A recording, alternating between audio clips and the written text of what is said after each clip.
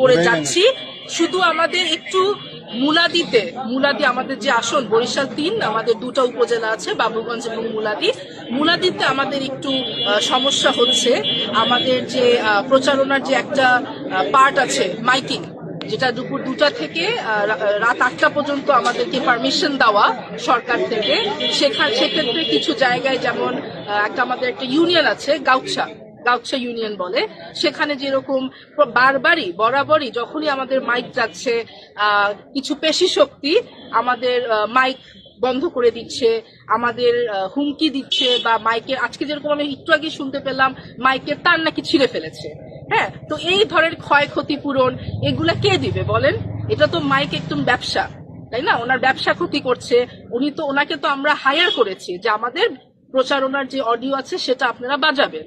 এই যে হুমকিগুলা দিচ্ছে, এটার জন্য আমি রিকোয়েস্ট করবো প্রশাসনকে, আপনারা এদিকে একটু প্লিজ আপনাদের অ্যাটেনশন দিবেন, এবং নির্বাচন কমিশন অথরিটিতে যারা আছেন তাদের কাছে আমার অনুরোধ যে আপনারা কাইন্ডলি একটু এদিকে নজর দিবেন, যাতে আমরা সুন্দর সুষ্ঠু নির্বাচনটা করতে পারি।